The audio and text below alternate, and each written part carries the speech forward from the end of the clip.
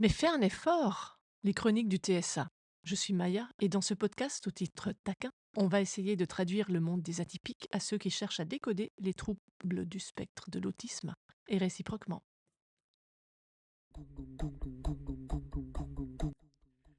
Pourquoi les personnes autistes sont toujours fatiguées? Ne devraient-elles pas faire plus d'efforts? Et puis, normalement, les gens se ressourcent avec des amis, en sortant, en voyant du monde, en prenant un verre avec des potes. Mais pas la personne atypique, qui aura la plupart du temps besoin d'être seule avec ses intérêts, sa passion, ses buzz, ou ses animaux, ses lectures, ses jeux vidéo, cuisiner seule. On dirait qu'elle fuit le contact humain. Mais comment expliquer ça? Et comment mieux comprendre ses besoins? Je parle des besoins de la personne atypique. Et avant d'aborder tout ça, je voulais juste vous dire que dans 15 jours, on va se poser une autre question. Peut-on travailler avec une personne Asperger? Je partage sur ces chroniques mon expérience et mes constats de femmes directement concernées par le TSA dans tous les aspects personnels et professionnels. Ce contenu a pris forme au gré des discussions et des recherches, parfois avec un café express pendant le cours de gym d'un enfant. Pour prendre une pause avec un autre parent, alors on partage, on rit, on rit encore, on crie parfois. Et les larmes nettoient ce trop-plein en nous, pour rire ensuite de plus belle. Ce que je souhaite avec ce podcast, c'est qu'on puisse ensemble alléger les choses, s'interroger, douter, tenter un autre regard. Fatigue des TSA, c'est parti. On va commencer par 4 exemples parmi tant d'autres. Des exemples concernant ados, enfants, adultes, dans le désordre. Oui, j'ai pas pu me décider, alors je parle de tous. Les 4 exemples, c'est la réunion de famille, l'imprévu à la maison, le nouveau boulot et traverser la cour d'école. Avant tout, on va mettre de côté les clichés du style on est tous un peu autistes ou oui, mais moi aussi ça me fatigue. On va essayer de vraiment nous mettre à la place de l'autre, de cette personne TSA au fonctionnement neurologique différent. Premier exemple, donc, la réunion de famille, vue par un autiste sans déficience intellectuelle, voire avec HPI, et qui a appris depuis des années à compenser, à jouer les caméléons et à masquer tout ce qu'elle vit et ressent intérieurement. Parlons ici de Mélanie, femme autiste de 45 ans. Mélanie, ça lui faisait plaisir de retrouver une fois par an toute la famille au resto, les cousins, les neveux et nièces, les oncles et tantes, les grands-parents. Mais Mélanie, elle avait besoin d'anticiper tout. Alors des semaines à l'avance, elle se prépare. Le trajet, la météo, la sensation des vêtements sur son corps. Eh ouais, le menu, le positionnement à table, les conversations, trouver des sujets, savoir quand sourire, quand il faut opiner, comprendre quand il faut changer de sujet, ou comprendre qu'il ne faut pas monopoliser le crachoir. Mélanie, le jour de la réunion, elle est super chouette et tout le monde est ravi de la voir. Certes, c'est vrai, elle paraît un peu stressée, un peu parfois un peu compliquée. Elle se balade toujours avec une tenue de rechange, elle a sa trousse de secours pour les piqûres d'insectes, les coupures, les hypoglycémies. Elle a la carte avec le groupe sanguin au cas où. On sent qu'elle tique un peu si le menu au final a changé et qu'elle se raidit quand on la serre fort dans ses bras. À un moment donné, on a même l'impression qu'elle est un peu ailleurs, un peu fermée à la fin de la journée. Mais on était bien content de la voir, Mélanie. Elle a pris des nouvelles de chacun, elle est vraiment chouette. Et Mélanie, à part son mari, personne ne le sait, mais pendant ensuite un mois, après cette réunion de famille, elle a refusé de sortir. Elle pouvait pas. Elle paniquait dès que quelqu'un sonnait à la porte et a eu besoin un mois, pour digérer cet après-midi avec les cousins et les oncles et tantes. Mon second exemple, c'est Sophie. Sophie, elle est maman de 2 enfants TSA et HPI. Et on parle de l'imprévu à la maison. Alors ces enfants, ils n'ont pas d'amis ou presque. Tiens, ça c'est un autre sujet, on en reparlera. Et Sophie, elle est copine avec Henriette. Son fils Greg est plutôt cool. Henriette passe à la maison, elle appelle 30 minutes avant, Sophie dit OK. Alors Lizzie, la fille de Sophie, panique. C'était pas prévu. Elle se planque, elle sort pas de sa chambre. Elle est au froid parce qu'elle était sur le point d'aller récupérer son pyjama propre après sa douche. Parce que Lizzie, le samedi, c'est son jour de changement de pyjama. Elle a changé ses draps, elle a fait le ménage dans sa chambre, et à 17 ans, elle a ses routines bien établies. Alors le samedi à 17 heures après la douche, c'est pyjama propre. Donc Henriette et Greg arrivent 10 minutes en avance. Lizzie bug. Elle restera 1h30 sans oser ni bouger, ni sortir, ni demander à sa maman de lui apporter son pyjama. Elle prendra froid, recroquevillée dans sa chambre, à pas savoir comment gérer cet imprévu. Lizzie, c'est une excellente élève, très intelligente, musicienne, sensible, douée. Et Lizzie, elle s'est pas demandé de l'aide devant un banal, entre guillemets, imprévu. Sophie, elle est contente de parler avec Henriette pendant que les garçons jouent ensemble. Mais pendant 1h30, pendant les 1h30 de thé entre copines, elle a bâillé 6 fois. Enfin, elle essaye de masquer son bâillement et elle faisait de gros efforts, à partir de 15 minutes seulement de présence pour tenir les paupières ouvertes. Et pourtant, Sophie, elle est vraiment contente de recevoir Henriette. Mais être en contact avec quelqu'un, c'est con, hein? Mais ça la fatigue. Même si elle aime ça. Et Sophie, le soir même, elle ira se coucher le plus tôt possible. Et le lendemain, elle restera à la maison, à faire juste les trucs qui lui font du bien, des trucs pour elle. Elle aura du mal à être disponible mentalement pour ses enfants et son conjoint.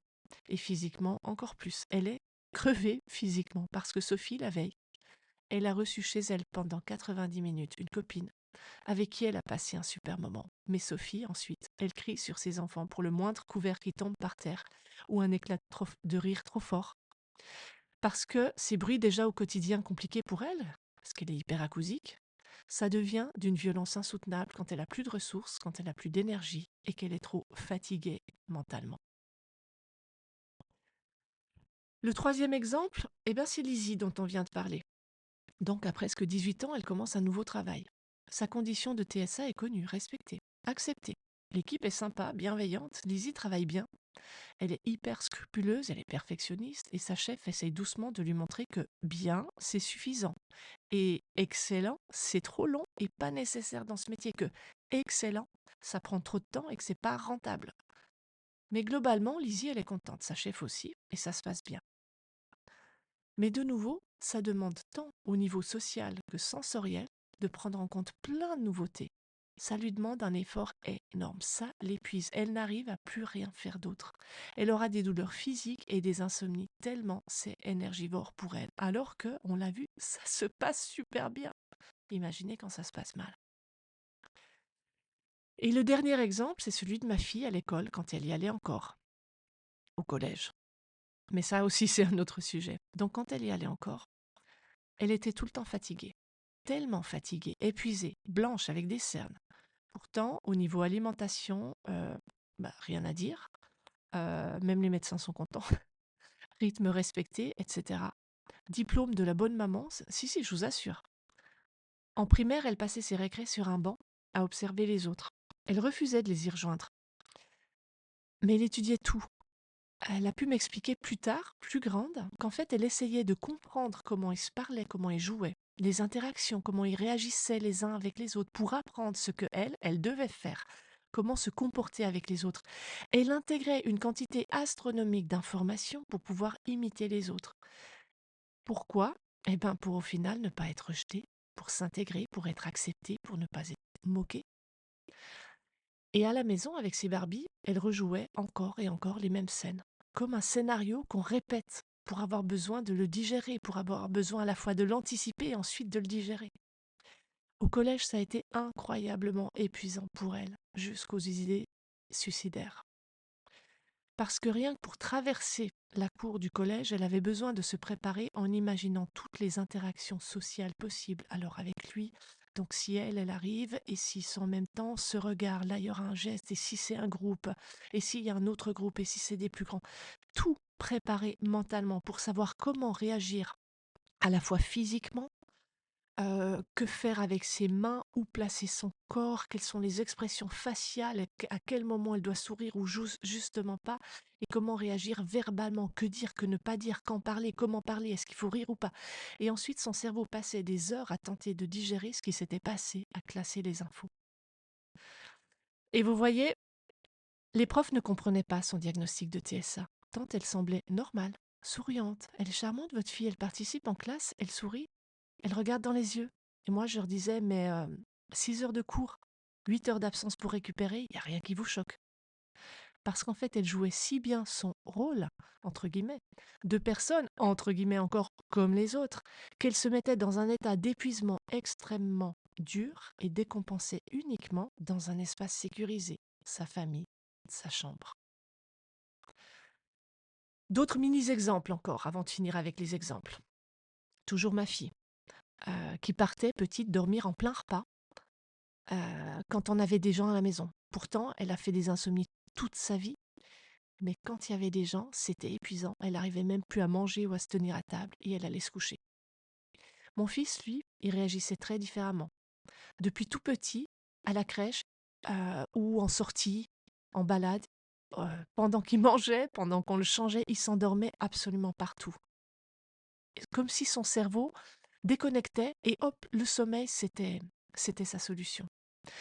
Les 2 tombaient dans les pommes quand la situation au niveau physique ou émotionnel était trop intense. Chez les adultes TSA, vous pouvez avoir des week-ends en amoureux qui sont très chouettes et pourtant l'un ou l'autre va faire un craquage émotionnel alors que tout s'est bien passé. Mais celui qui va craquer ne saura pas dire à l'autre que c'est trop, vraiment, y compris en bien. Et comme il ne saura pas le dire, il va chercher la petite bête pour provoquer la distanciation et le repos dont il a besoin. Ou alors ça va être un craquage physique. On a passé des super moments ensemble, mais pourquoi est-ce qu'après je suis vannée, épuisée pendant 3 semaines? Quelle est la source de cette fatigue? Pourtant, vraiment, on a passé un chouette week-end. Dernier exemple, changer la déco ou ranger la chambre de son enfant, ça aussi, on a bah, ça paraît chouette, c'est un projet, ranger, c'est pas un projet, mais ranger, ça fait du bien. On est content, on se dit que notre enfant va être content. Changer la déco, là, pour le coup, c'est un projet, ça fait du bien. Et en fait, ça peut être source de fatigue très, très forte pour la personne TSA parce que ça engendre une perte de repères et c'est aussi une entrée dans son espace personnel.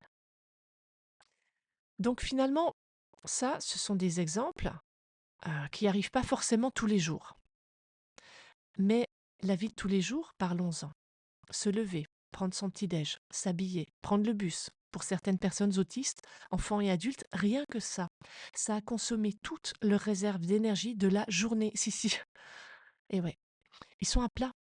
Vous avez déjà entendu parler de la théorie des petites cuillères? Sinon, dites-le moi en commentaire, c'est une piste vraiment extra pour appréhender ce que peut être la fatigue d'une personne TSA. Donc, je vous parlais du quotidien, se lever, le petit-déj, les vêtements, partir, etc. Imaginez s'il faut ensuite gérer une journée de travail ou d'école complète avec les imprévus, type le changement de météo, une absence de prof ou un collègue à remplacer, un changement de programme, une grève de train. L'enfant va s'effondrer en arrivant chez lui et n'aura peut-être même pas l'énergie de redémarrer le lendemain. L'adulte aussi va s'effondrer. Et ça se manifestera parfois par l'incapacité simplement de s'arrêter à la boulangerie au pied de son immeuble pour prendre du pain. Il va préférer ne pas manger ou ne pas ramener du pain, mais lire ou se mettre sur une série que de devoir gérer le small talk avec la boulangère, cette interaction sociale en plus ou c'est trop. Ou alors en rentrant chez lui, il aura juste besoin de silence, de son chat, de son bouquin, sur son intérêt du moment ou de cuisiner tout seul. Et dans une vie de famille, c'est pas toujours ni compris ni accepté. Alors cet adulte-là, il encaisse, encore. Il fait un effort. Il répond aux attentes. À quel prix? Jusqu'à quand? Voilà pour les exemples. Alors la fatigue chez la personne TSA, même chez celle qui ne semble pas avoir l'air autiste, c'est une réalité. C'est un sujet super important à prendre en compte. C'est vraiment essentiel que l'entourage prenne la mesure. Parce qu'à trop minimiser, à leur demander de faire un effort, à dire à une fillette TSA qu'elle fait des caprices et tu fatigues tes parents, à dire au garçon TSA tes réactions sont excessives, c'est bon, faut que tu te calmes, à dire à un homme autiste t'es vraiment trop dans ta grotte, tu dois t'ouvrir aux autres, fais un effort, et à dire à une femme autiste qu'elle est chiante, trop sensible, qu'elle fait des histoires pour rien, on leur fait du mal. Et ces accumulations, cette fatigue mentale,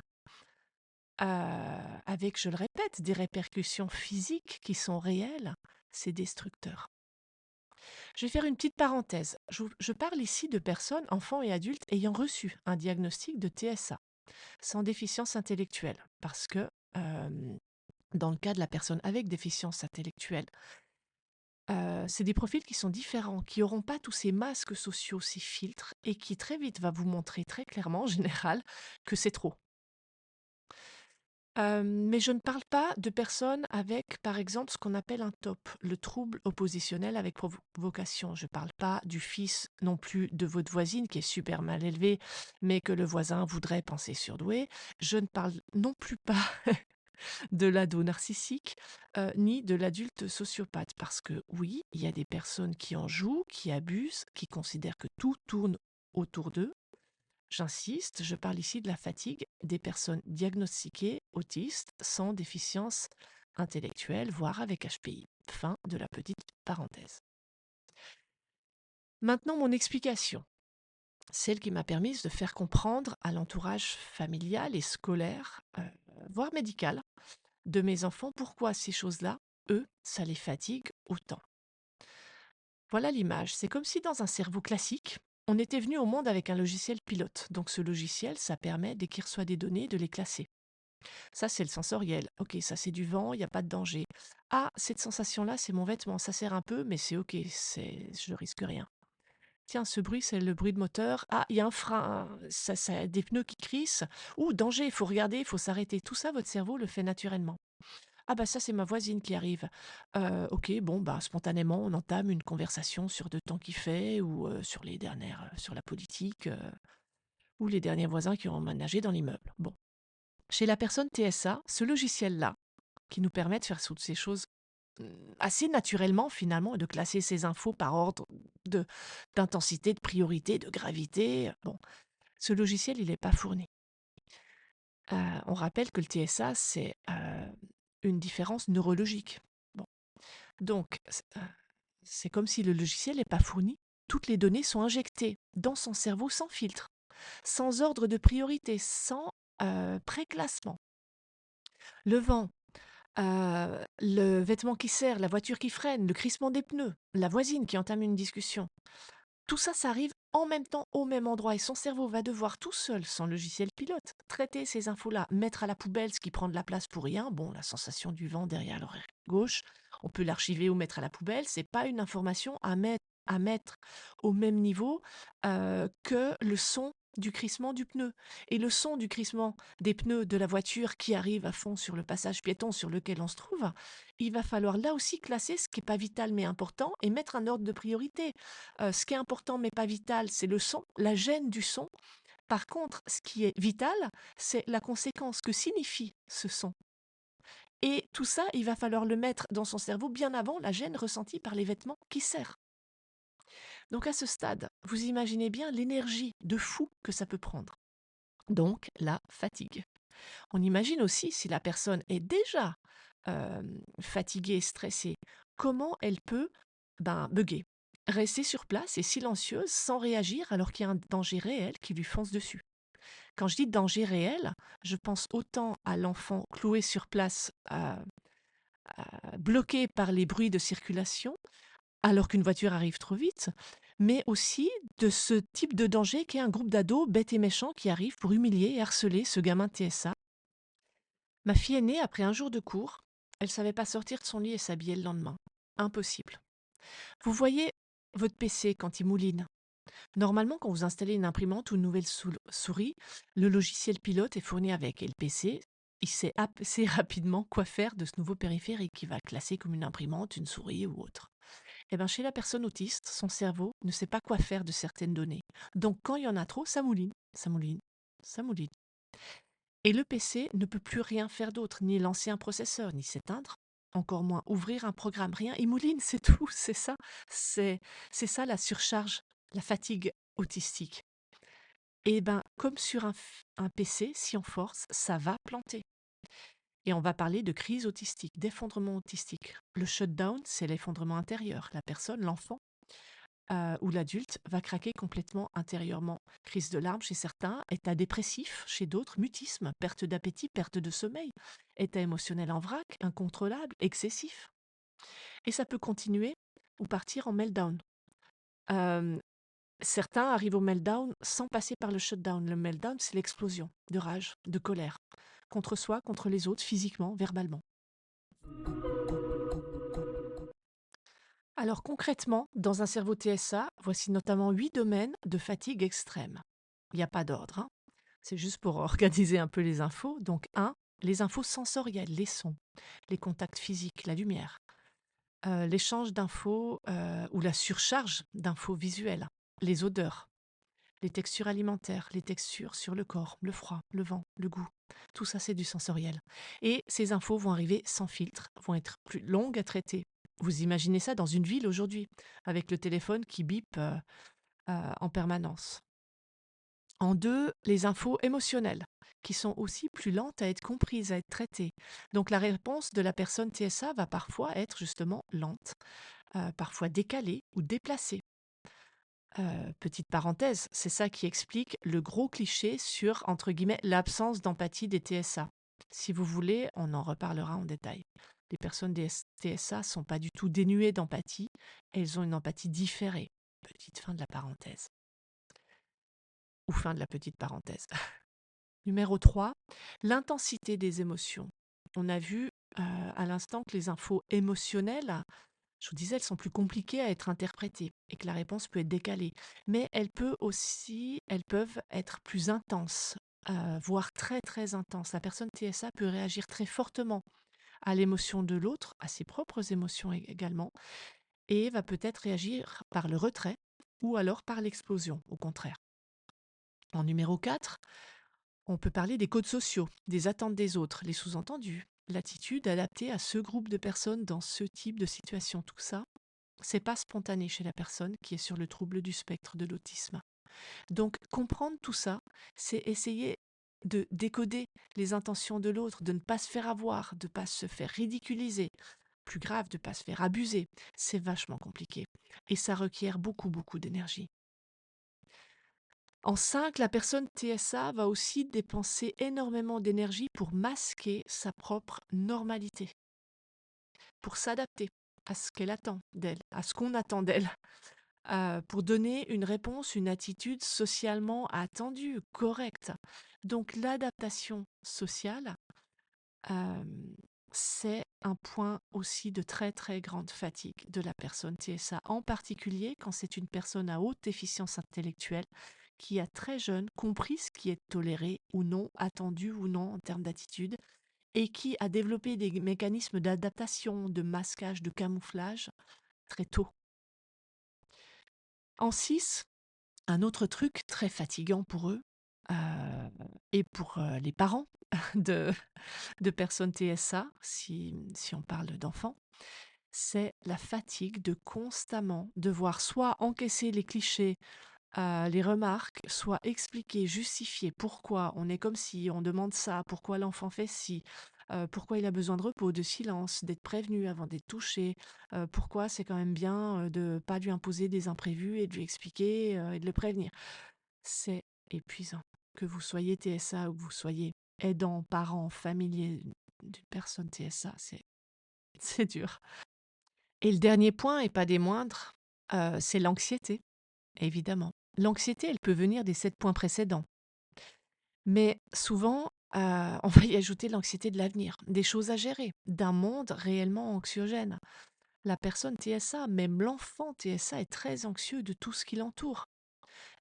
Et au passage, entre nous, lui dire, «Mais t'inquiète, ça va passer, arrête de te faire du souci, ça sert à rien». Ça marche pas. J'ai essayé, ça marche pas. Et je suis pas la seule à avoir essayé.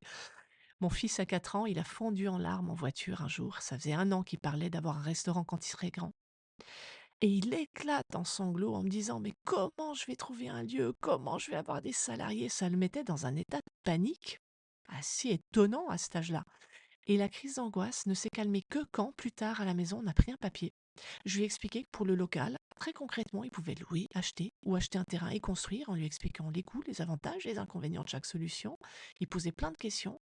Ensuite, je lui ai dit comment on faisait pour définir une fiche de poste, mettre une offre d'emploi, sélectionner, recevoir des candidats. Donc, 4 ans, hein, on est allé assez loin, on est allé loin dans la précision. On a parlé de tout, on a fait un business plan, nombre de couverts, charges, impôts, TVA. Il s'est calmé, il a compris, il avait 4 ans. Et vraiment, je vous assure que comme maman, j'ai essayé, comme nous toutes, de lui dire: «Mais mon chéri, t'as le temps, profite de ton enfance, on fera ça plus tard», bon, pas moyen, c'est pas la bonne approche. Alors cet exemple, il est plutôt mignon. Il y a d'autres exemples et moins drôles, de tout ce qui est cause d'anxiété, dans notre monde, l'écologie, la planète, le climat social et économique, les fous furieux qui lancent des guerres avec un doigt sur l'arme nucléaire. Bon, alors, même enfant, notre monde est source d'anxiété à ne pas négliger pour eux, pour tous. Parce qu'ils ont pas de filtre, en fait, pour ça. Et ce trop-plein, ça fait arriver parfois à l'effondrement autistique. On est d'accord, ça fait du bien à personne d'en arriver là, ni à l'autiste, ni à son entourage. Heu, on a parlé, tout à l'heure du meltdown, du shutdown, donc en français effondrement autistique. Bah, c'est ce qui arrive quand il y en a trop. Alors c'est vrai, on est tous stressés, anxieux, encore une fois, mais stop! Arrêtons de minimiser la fatigue des personnes TSA. C'est un enjeu de santé mentale et de santé physique majeur.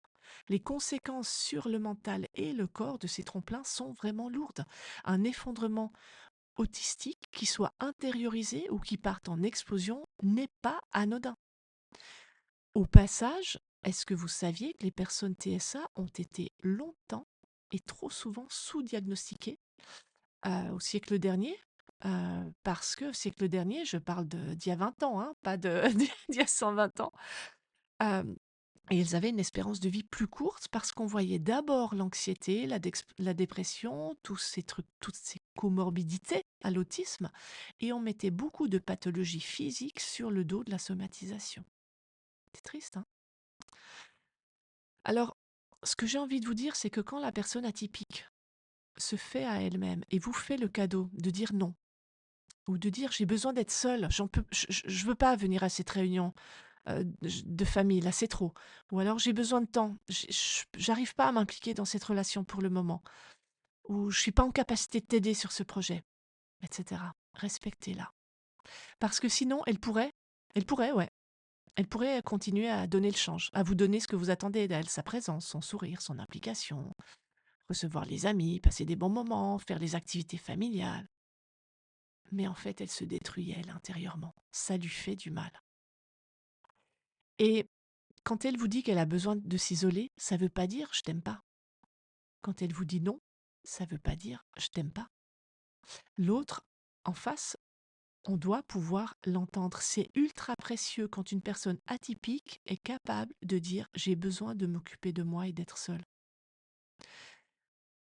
Souvent, on se force à jouer un rôle. La maman disponible, le conjoint qui écoute, ou je suis sa chérie dans toutes les sorties. La fiancée souriante et ravie de voir les amis. L'enfant qui essaye de faire les activités, va aux sorties scolaires, va chez les cousins. Le conjoint qui fait ce qu'il pense qu'on attend de lui. Et on s'épuise mentalement, avec des répercussions physiques, encore une fois, réelles et mentales aussi. Bon, c'est un sujet plutôt costaud, avec un épisode un peu plus long que d'habitude. On fait une petite pause pour deux choses concrètes. Je ferai un épisode spécifique sur la fatigabilité dans le couple atypique. Si le sujet vous intéresse, que vous avez des commentaires, des remarques, des témoignages à apporter, vous pouvez m'écrire, mettre un commentaire et pour la sortie de l'épisode, vous abonner en cliquant sur suivre ou s'abonner selon votre plateforme d'écoute. Et la deuxième petite chose concrète, j'ai découpé cet épisode en chapitres, comme ça si vous voulez retrouver certaines infos plutôt que d'autres, ça sera plus facile pour vous.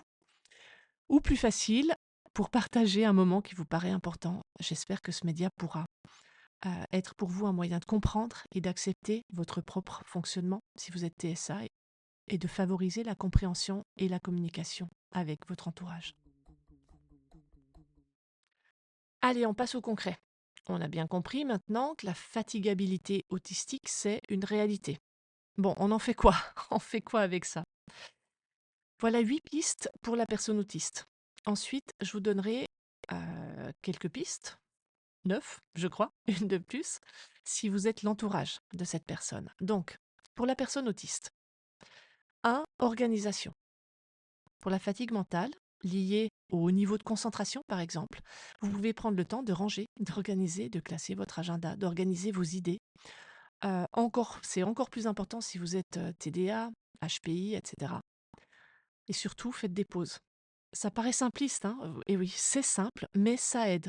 Certains autistes se mettent même des alarmes ou des minuteurs pour penser à faire des pauses ou pour prendre des moments pour organiser les idées, perdre du temps pour en gagner ensuite. En 2, comprendre votre besoin. Savoir écouter votre besoin plutôt que de chercher inconsciemment, par exemple, la dispute pour obtenir ce que votre cerveau exige, la solitude et le retour à ses routines, à vos hier. Votre cerveau a besoin de ça pour vous recentrer. Donc pour une personne autiste diagnostiquée sur le tard, ça va être assez compliqué parce que c'est des réflexes que vous n'avez pas appris Dans l'enfance, vous avez appris à vous suradapter. Pendant des années, on vous a dit: «Tu qu'à faire un effort comme les autres, ils y arrivent bien eux. Tu nul ou quoi?» Alors non seulement vous n'êtes pas nul, mais vous êtes incroyable parce que vous avez mis une énergie de dingue à faire tout ça. Mais maintenant, petit à petit, en vous faisant accompagner, essayez d'apprendre à vous connaître, à écouter votre besoin avant d'arriver, au choc, au moment où vous allez tout envoyer péter parce que vous savez pas comment dire que vous en pouvez plus et que vous avez besoin d'être seul ou de vous recentrer sur ce qui vous fait du bien. La suite, le troisième point, après comprendre votre besoin en deux, le troisième, c'est exprimer votre besoin. Essayez d'exprimer votre besoin. Apprenez à l'exprimer. C'est pas facile, c'est pas si facile que ça en a l'air. D'autant plus que la forme, pour votre entourage, surtout s'il est neurotypique, la forme va avoir son importance. Et dans votre boulot, dans les transports en commun, avec la famille élargie, la forme a son importance. La façon dont vous allez formuler votre besoin va aider l'autre en face à l'entendre, ce besoin, et à le respecter. Et ça, c'est un gros sujet. On en reparlera d'ailleurs dans un prochain épisode qui s'appellera Le fond ou la forme, la franchise ou enrobé. En 4, acceptez que les émotions, ça secoue. Les émotions des autres, ça vous secoue, ça fait beaucoup. Et c'est normal. La gestion des émotions et les vôtres aussi, en plus de celle des autres, la régulation de vos émotions, ça demande beaucoup, beaucoup d'énergie. Et c'est comme ça, et c'est OK, il faut le savoir. Et accepter que ça vous chamboule, et vous aurez besoin d'un peu de temps pour digérer. En 5, les outils pratiques. Très concrètement, certains autistes ont toujours sur eux un casque anti-bruit ou des bouchons d'oreilles. Il y a des bouchons d'oreilles qui sont adaptés, il y a différentes sortes de casques anti-bruit. Bluetooth ou simplement mécanique. Les lunettes de soleil, certains les portent y compris en intérieur si besoin ou dans les supermarchés parce que la luminosité est trop intense. Certains d'entre eux ont un flacon d'huile essentielle ou quelque chose dont l'odeur les sécurise et pourra masquer une odeur très incommodante. La plupart des autistes évitent les endroits trop fréquentés pour ne pas être touchés et ont toujours des lingettes désinfectantes ou du gel parce que le côté microbe, contact, la barre du métro, tout ça, c'est trop anxiogène. Euh, voilà, bon, c'est des trucs concrets pour limiter, vous en aurez certainement d'autres pour limiter cette fatigue. En 6, passez par l'écrit. Si vous n'arrivez pas à communiquer spontanément ou à communiquer à l'oral, passez par l'écrit. Envoyez un message. Vous pouvez aussi, en famille par exemple, avoir une boîte aux lettres familiale et écrire sur papier les choses à dire, les questions, les choses à gérer, à exprimer, pour ne pas avoir besoin de le faire en direct avec les interactions sociales et les émotions que ça suppose en plus. En 7, ressourcez-vous, évidemment. Si vous pouvez, faites quelque chose qui vous fait du bien. Votre intérêt restreint, c'est les maths, eh ben, faites des maths. C'est la nature, allez marcher, entendre le chant des oiseaux, eh ben, allez-y. Votre travail vous passionne, vous fait du bien, vous êtes passionné de code informatique, eh ben, faites ce qui vous fait du bien. Bossez sur un sujet ou détendez-vous sur un sujet qui vous fait du bien. Et enfin, le dernier point, c'est l'acceptation. Reconnaissez et acceptez votre fatigabilité. C'est OK, c'est comme ça. Ne vous forcez pas à être comme les neurotypiques. Découvrez votre propre rythme, vos points forts et vos points faibles, ce que vous pouvez faire, ce qu'il faut limiter, ce qu'il va falloir différer ou fractionner. Et vous pouvez vous faire accompagner aussi. Voilà maintenant les pistes pour l'entourage de la personne TSA. On a dit, il y en a 9. La neuvième, c'est bonus. En numéro 1, alors il n'y a pas d'ordre, hein, évidemment, c'est encore une fois juste pour classer un peu les infos. 1, repérer. Essayez de repérer les signes de fatigue chez l'autre, que ce soit votre enfant, votre conjoint, votre collègue. Ça peut être le signe qui s'énerve vite ou qui supporte pas certains sons, qui fuit encore plus que d'habitude le contact physique, ou au contraire pour quelqu'un d'hyper tactile qui cherche encore plus, qui vous serre trop fort, qui vous touche trop. Ça peut être un changement de ton de voix, le fait qu'il n'arrive plus à se concentrer, qu'il se retire, qu'il ait besoin de plus de solitude que d'ordinaire. l'apparition ou surtout, l'accentuation de troubles du sommeil, l'apparition ou l'accentuation des troubles alimentaires, des douleurs physiques. Tout ça, ce sont des signes que votre personne TSA arrive à saturation et que la crise est pas loin. Donc repérez. En 2, conséquence de ce qui précède, évidemment, proposez-lui du repos, du retrait. Un espace, sa chambre par exemple, un temps, le temps qu'il lui faut à lui, sans interférer. Et en prenant en compte que la notion de temps de récupération pour votre personne TSA peut être très différente de ce que vous imaginez. La troisième recommandation, c'est l'acceptation.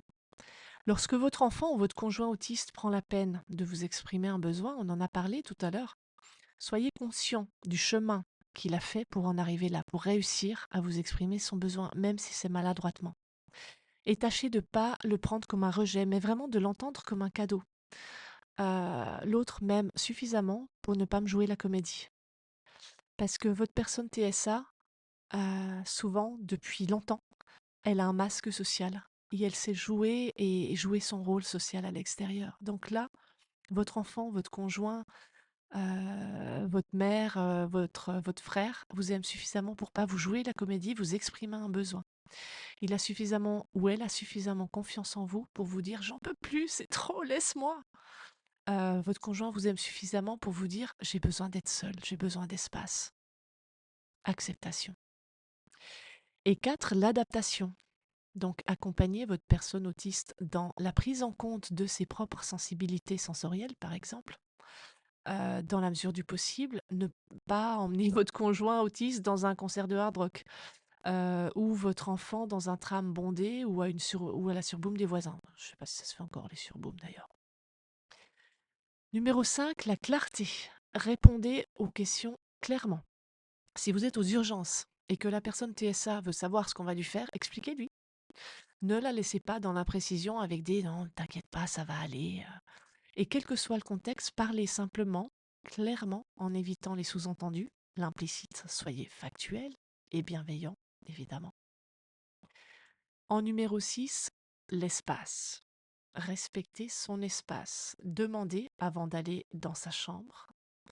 Envoyez un message avant de téléphoner pour lui demander si c'est OK, si c'est le bon moment, à votre copine, à votre amie TSA.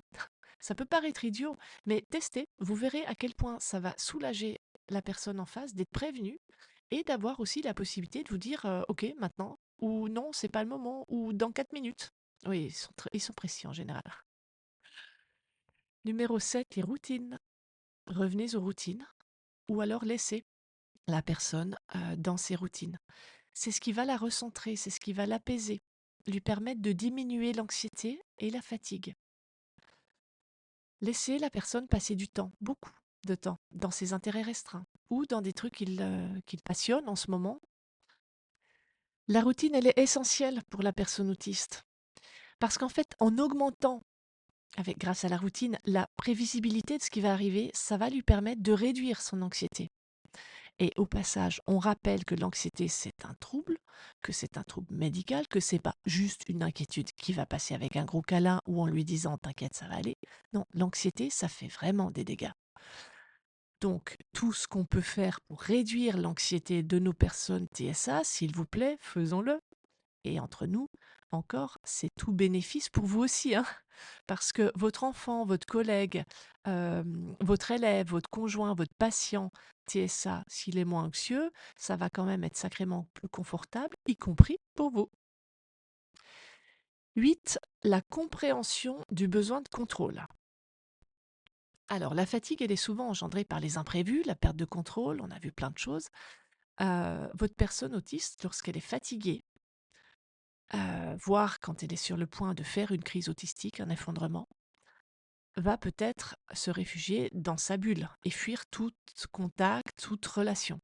Mais d'autres vont réagir en surcontrôlant leur environnement.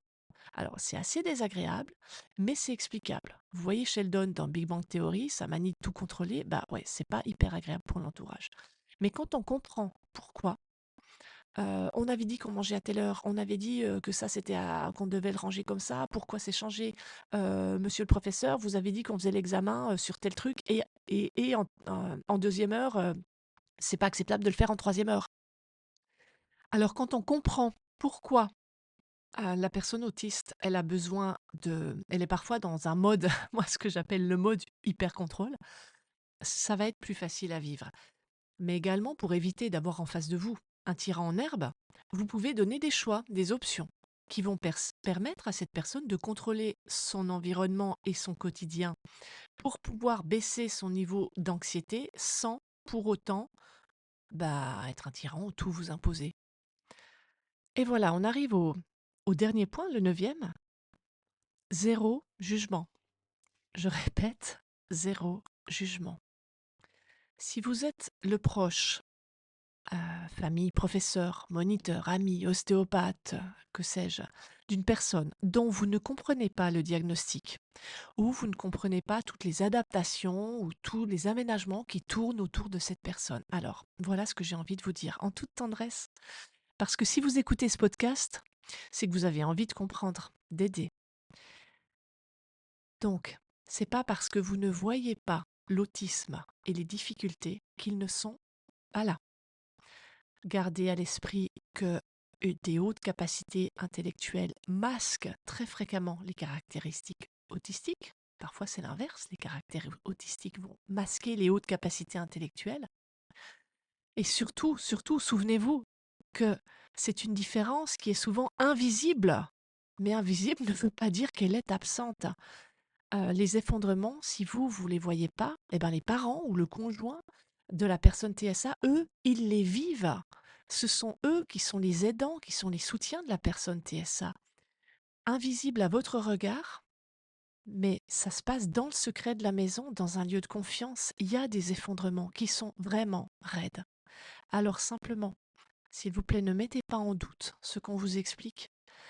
Et parfois, si on vous explique plus rien, c'est parce qu'on a trop lutté et qu'on n'a plus la force d'essayer encore. En conclusion, la fatigue des personnes autistes, c'est une réalité. C'est quotidien et c'est réellement à prendre en compte.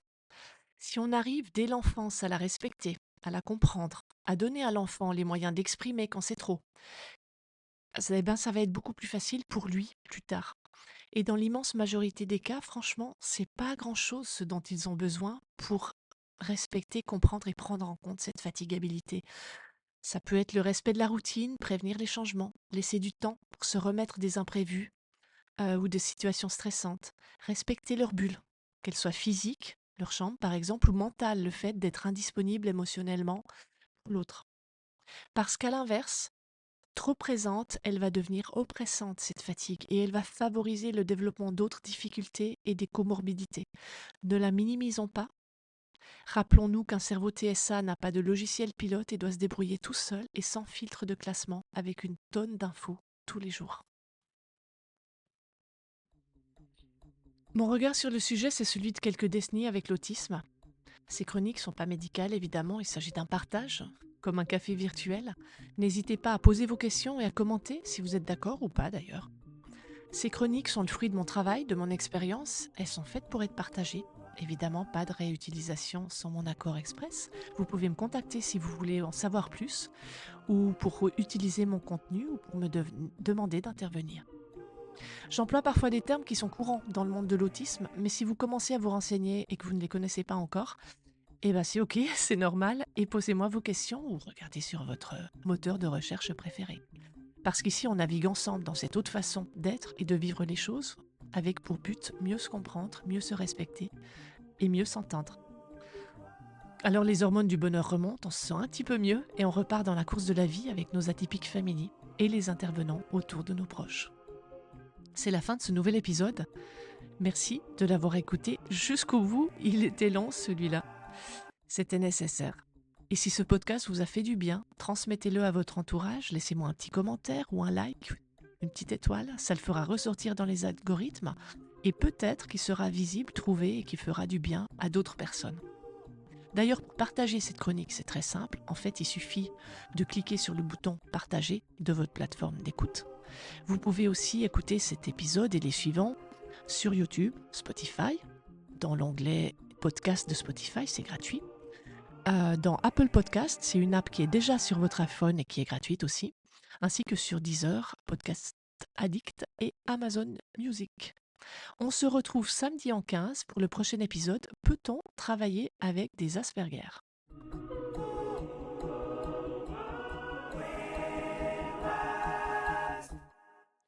Vous êtes toujours là? Allez, une anecdote pour la route. On a parlé tout à l'heure du temps de récupération des autistes qui peut être très différent. Un jour, mon fils s'est mis très en colère à plus pouvoir suivre son cours d'éducation physique parce que les règles du jeu de groupe collectif avaient été changées en cours de route. Inacceptable pour lui. La règle, c'est la règle, faut la suivre. Bon, la prof, qui connaissait son profil et son diagnostic, a accepté, exceptionnellement, qu'il se mette en retrait. Au bout de 10 minutes, elle est allée vers lui en considérant que bon, 10 minutes de récup, c'est OK sur un cours de 50 minutes. Et lui a caressé le bras en disant: «Bon, allez, c'est bon, viens, c'est passé maintenant». Il a hyper encore plus mal réagi à ce contact physique et à cette intrusion dans son espace relatif, l'espace, hein, sous le regard de toute la classe. Il a tellement mal réagi que j'ai été convoquée à sa demande par la directrice et donc devant la prof d'éducation physique. Et en fait, les doléances, c'était que 10 minutes, c'était largement suffisant pour se calmer et rejoindre le cours. Alors moi, je me suis permise, très gentiment, parce que je pense que c'est important et que ça aide dans la relation. On a parlé tout à l'heure de la forme, hein, mettre la forme. Je me suis permise de lui demander si parfois ça lui arrivait de se disputer avec son mari ou avec quelqu'un de sa famille et si elle, en 10 minutes, elle était calmée et qu'elle pouvait, reprendre, le cours des choses normalement. Et de lui expliquer que chez un autiste, ça pouvait être nettement plus long que dans un cas comme celui-là d'expérience. Fallait compter 3 bonnes heures minimum. Donc non madame, 10 minutes, je suis désolée. En fait, son inquiétude, c'était qu'il finisse pas le cours de gym. Bah oui, là c'est mort. Soyons francs, c'est mort. Prévoyez au moins 3 heures et puis en plus, plusieurs jours ensuite pour, la digestion de l'événement.